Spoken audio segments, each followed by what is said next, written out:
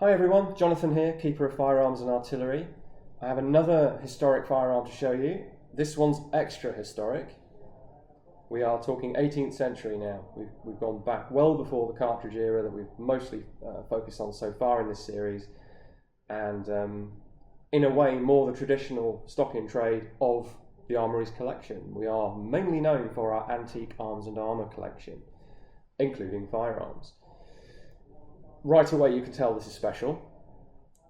It's not dissimilar. The back half is basically a box lock, flintlock pistol, pocket pistol, or would be, if the front half wasn't 4 barrels splayed out at an exaggerated angle. This is what gives these their nickname of Ducksfoot pistol. They are also known, or have been known, as mob pistols. Again, because of the assumed purpose behind this design. Dealing with mobs, riots, mutinies on ship. Very common to see these described in a sort of maritime context. But actually we have no evidence of any of these ever having been used for anything. I'm perfectly prepared to believe that they were used, we just don't have that evidence. I strongly suspect that many of the buyers of these things were intrigued by them as a novelty more than anything else. The practicality of them is a little bit debatable. I have tested, not fired, but I've tested this with a laser down each of the barrels, and at a sort of, I believe it's about 3 meters from a wall, spotted where the lasers fell on the wall, and the spread is about what you would expect. It's a good, at sort of 3 meters, it's about 1 meter between each shot. So if you were trying to engage 1 or 2 people with this, you might well miss them all. So really the only logical explanation for this is that idea of one person holding off a mob of people, and that's where that explanation comes from. That first appeared in a book by the noted collector and dealer Lewis Winant in 1952 in his book Pepperbox Firearms, I believe is the earliest written claim about what these are for, and he very much emphasised popular with prison guards and tough sea captains. He also claimed they were issued in pairs, which I've seen no evidence for. I haven't seen any matched pairs of these. Feel free to correct me if I'm wrong, any collectors in the comments. This one does have a belt hook on it though.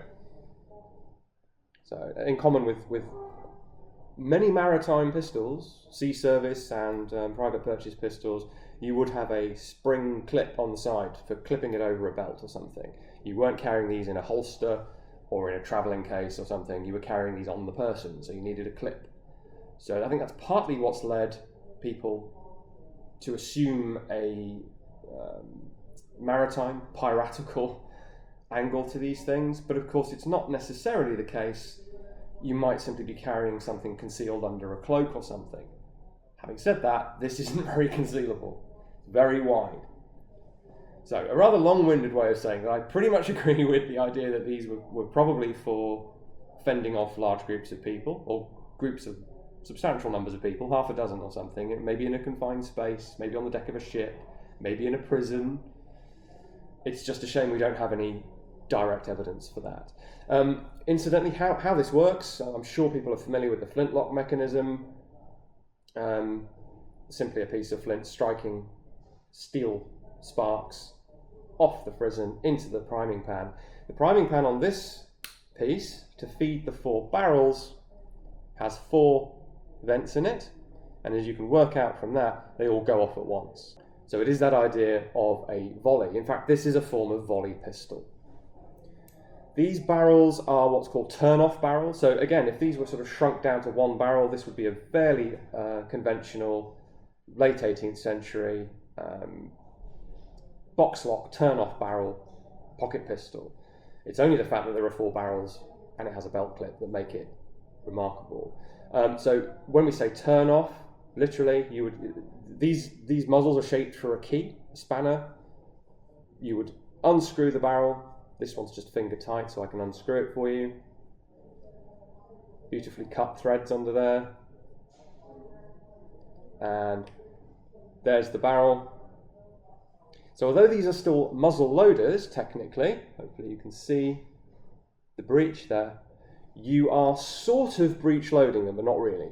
You pour in your main charge, relatively small, there's a cup-shaped breech, you drop your ball onto that, and then you replace your barrel, screw it down finger tight, and then torque it up with the spanner. Do that 4 times and you have your 4 shots that go in one. That helped secure the ball in the barrel, because the barrel is slightly smaller, not always, but slightly smaller than the projectile, or you could certainly cast your projectile to be slightly larger than the bore, giving you a better seal and a higher velocity for what would otherwise be quite a low velocity pistol. These barrels are also marked with numbers so that you can match the barrel to the right breech. These were hand filed to fit, so you're probably not going to be able to interchange them. The maker could have made them that way with a bit of extra effort, but they are numbered, and the only logical reason for that is to be able to refit the right barrel to the right screw thread. We also have London view and proof marks on this.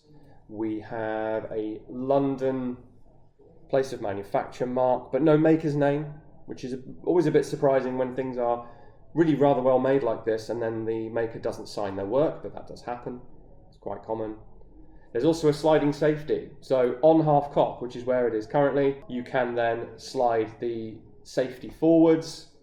That actually pins the frizzen shut, the pan cover, same thing on this, so that it can't open.